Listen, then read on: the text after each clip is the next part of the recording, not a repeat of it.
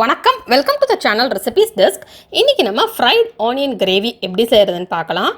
இந்த கிரேவி இட்லி, தோசை, பூரி, சப்பாத்தியோட வச்சு சாப்பிட்றதுக்கு ரொம்ப நல்லாயிருக்கும். இது செய்கிறது ரொம்ப ஈஸி தான். ரொம்ப கொஞ்சம் நேரத்தில் இதை செஞ்சு முடிச்சிடலாம். ஃபர்ஸ்ட் இதுக்கு என்னென்ன பொருட்கள் தேவை அப்படின்றத நம்ம பார்த்துடலாம். அதுக்கப்புறம் எப்படி செய்கிறது அப்படின்றத இந்த வீடியோவில் பார்க்கலாம். தேவையான பொருட்கள்: ஒரு சின்ன துண்டு பட்டை, 2 கிராம்பு, 2 ஏலக்காய், 1/2 டீஸ்பூன் சோம்பு, ஒரு பிரியாணி இலை, ஒரு பெரிய வெங்காயம், மல்லி இலை கொஞ்சம், 2 கப் பெரிய வெங்காயம் நம்ம நறுக்கி எடுத்து வச்சுக்கிடலாம், 3 தக்காளி, 1 டேபிள் ஸ்பூன் இஞ்சி பூண்டு விழுது, கருவேப்பிலை கொஞ்சம், 2 டீஸ்பூன் வத்தல் தூள், 1/4 டீஸ்பூன் மல்லித்தூள், 1/4 டீஸ்பூன் மஞ்சள் தூள், 1/4 டீஸ்பூன் கரம் மசாலா, ஒரு சின்ன துண்டு கல்பாசி. ஃபஸ்ட்டு நம்ம ஒரு கடாய் எடுத்துடலாம். கடாய் எடுத்துகிட்டு அதில் தேவையான அளவு எண்ணெய் சேர்த்துடலாம். நான் இதில் 5 டீஸ்பூன் எண்ணெய் சேர்த்துருக்கேன்.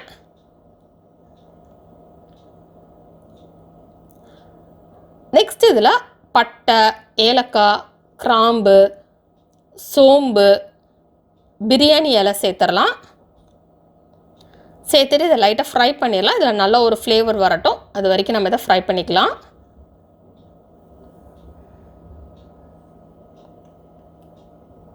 இப்போ இது ஃப்ரை ஆனதுக்கப்புறம் இதில் நறுக்கி வச்சுருந்த பெரிய வெங்காயம் சேர்த்துடலாம்.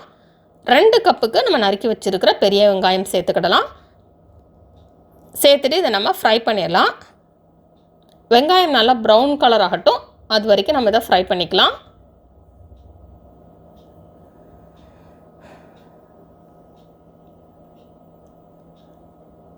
இப்போ நம்ம டிஷ்ஷுக்கு தேவையான அளவு உப்பு சேர்த்துடலாம்.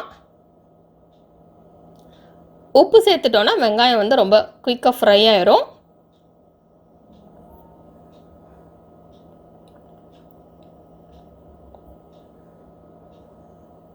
இப்போ உப்பு சேர்த்தாச்சு. இப்போ நம்ம இதை மிக்ஸ் பண்ணி விட்டுட்டு வெங்காயம் ப்ரௌன் கலர் ஆகிற வரைக்கும் நம்ம ஃப்ரை பண்ணிக்கலாம். அப்பப்போ இதை கிண்டி விட்டுட்டே இருக்கலாம், அப்போ தான் அடி பிடிக்காமல் இருக்கும்.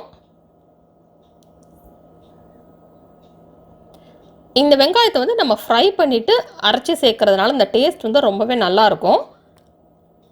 இப்போ வெங்காயம் நல்லா ஃப்ரை ஆயிடுச்சு, நல்லா ப்ரௌன் கலராக சேஞ்ச் ஆயிடுச்சு. இந்த மாதிரி ஒரு கலர் சேஞ்ச் வர வரைக்கும் ஃப்ரை பண்ணிக்கோங்க.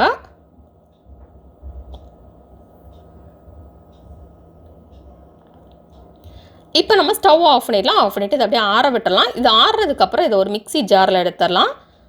எடுத்துகிட்டு இது கூடவே நறுக்கி வச்சுருக்கிற தக்காளி சேர்த்து நம்ம அரைச்சிடலாம். இதுக்கு தண்ணியெல்லாம் விட வேண்டாம், அப்படியே நம்ம ஒரு பேஸ்ட்டாக அரைச்சி எடுத்துக்கலாம். இப்போ இதை அரைச்சாச்சு. நெக்ஸ்ட்டு நம்ம அதே கடாயிலே தேவையான அளவு எண்ணெய் சேர்த்துக்கலாம்.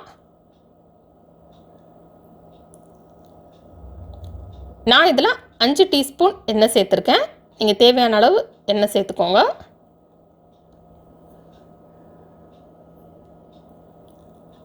இப்போ இந்த எண்ணெய் சூடாகட்டும். நெக்ஸ்ட் இதில் கல்பாசி சேர்த்துடலாம். இந்த கல்பாசி சேர்த்தோம் அப்படின்னா நல்ல ஒரு ஃப்ளேவர் கிடைக்கும் இந்த கிரேவியில்.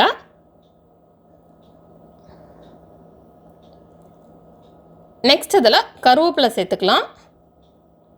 சேர்த்துட்டு இதை ஃப்ரை பண்ணிடலாம்.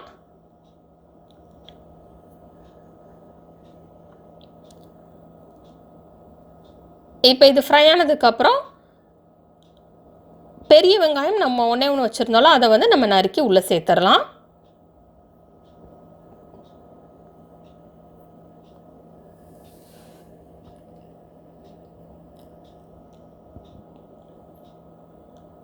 இப்போ இதை ஃப்ரை பண்ணிடலாம்.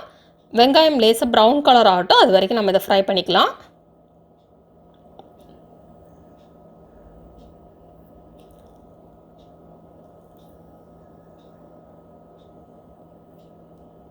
நம்ம ஆல்ரெடி டிஷ்ஷுக்கு தேவையான அளவு உப்பெல்லாம் சேர்த்துட்டனால இப்போ நம்ம சேர்க்க தேவையில்லை. நீங்கள் அந்த வெங்காயத்துக்கு மட்டும் சேர்த்துருந்தீங்க அப்படின்னா இப்போ திரும்பவும் இதுக்கு தேவையான அளவு சேர்த்துக்கோங்க. நெக்ஸ்ட் இதில் நம்ம இஞ்சி பூண்டு விழுது சேர்த்துடலாம். சேர்த்துட்டு இதை நல்லா மிக்ஸ் பண்ணிடலாம். இந்த இஞ்சி பூண்டு விழுதில் உள்ள பச்சை வாசனை போகட்டும், அது வரைக்கும் நம்ம இதை ஃப்ரை பண்ணிக்கலாம்.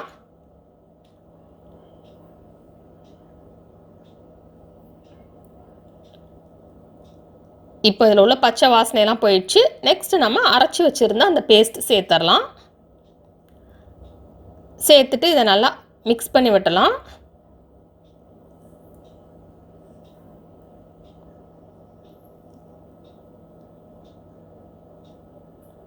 இந்த தக்காளியில் உள்ள பச்சை வாசனையெல்லாம் போகட்டும். அது வரைக்கும் நம்ம இதை மிக்ஸ் பண்ணிக்கலாம்.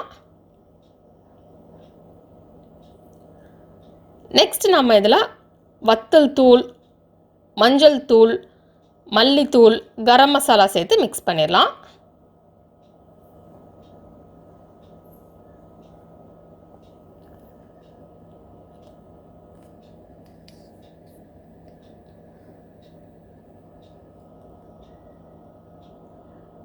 இப்போ இதை நல்லா மிக்ஸ் பண்ணியாச்சு.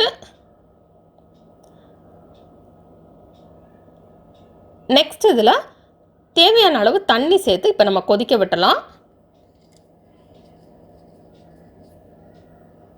உங்களுக்கு என்ன கன்சிஸ்டன்சியில் தேவையோ நீங்கள் அதுக்கேற்ற மாதிரி தண்ணி சேர்த்துக்கோங்க.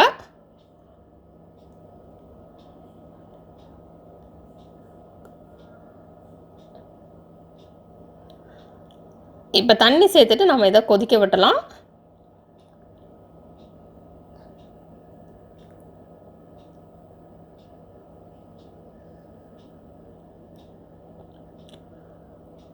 இப்போ இது நல்லா கொதிச்சிருச்சு. நல்லா அந்த பச்சை வாசனையெல்லாம் போயிடுச்சு. இப்போ இன்னும் நல்லா கொதிச்சு நல்லா திக்காயிடுச்சு. இந்த மாதிரி ஒரு கிரேவி பதத்துக்கு வர வரைக்கும் நம்ம இதை கொதிக்க விட்டலாம். உங்களுக்கு இல்லை கொஞ்சம் தண்ணியாக வேணும் அப்படின்னா நீங்கள் அப்போவே நம்ம ஸ்டவ் ஆஃப் பண்ணிக்கிடலாம். இல்லைன்னா இந்த மாதிரி ஒரு பதம் வர வரைக்கும் கொதிக்க விட்டுக்கலாம். இப்போ நம்ம சின்ன சின்ன துண்டாக நறுக்கி வச்சுருக்கிற மல்லி இலை சேர்த்து மிக்ஸ் பண்ணிடலாம். இப்போ நமக்கு சுவையான ஃப்ரைட் ஆனியன் கிரேவி ரெடி ஆயிடுச்சு. இது சப்பாத்தி, பூரி, இட்லி, தோசையோடலாம் வச்சு சாப்பிட்றதுக்கு ரொம்ப நல்லாயிருக்கும். இந்த ஆனியன் கிரேவி ரெசிபி நீங்கள் வீட்டில் ட்ரை பண்ணி பாருங்கள். இந்த ரெசிபி உங்களுக்கு பிடிச்சிருந்தா லைக் பட்டன் கிளிக் பண்ணுங்கள். உங்கள் ஃப்ரெண்ட்ஸோட இந்த ரெசிபியை ஷேர் பண்ணுங்கள். மறக்காமல் இந்த சேனலுக்கு சப்ஸ்கிரைப் பண்ணிவிட்டு பக்கத்தில் இருக்கிற பெல் ஐக்கான் ப்ரெஸ் பண்ணிக்கோங்க. அப்போ தான் நான் இனிமேல் போடுற வீடியோஸ் எல்லாமே உங்களுக்கு உடனுக்குடன் கிடைக்கும். எதையுமே மிஸ் பண்ணாமல் இன்ஸ்டண்ட்டாக பார்க்க முடியும். இந்த ரெசிபியை பார்த்ததுக்கு ரொம்ப நன்றி. தொடர்ந்து இந்த சேனலோட இணைந்தங்கள் புதிய புதிய ரெசிபிகளுக்காக இந்த ஃப்ரைட் ஆனியன் கிரேவி ரெசிபியை ட்ரை பண்ணிவிட்டு எப்படி வந்திருக்கு அப்படின்றத கீழே உள்ள கமெண்ட்ஸ் பாக்ஸில் மறக்காமல் சொல்லுங்கள். இந்த ரெசிபிஸ் டெஸ்க் கூட Facebook page, Instagram link, Twitter link, பட்டு பின் இன்ட்ரெஸ்ட் லிங்க் கீழே டிஸ்கிரிப்ஷன் பாக்ஸில் இருக்க. தேவைப்படுறவங்க அதையும் ஃபாலோ பண்ணிக்கலாம்.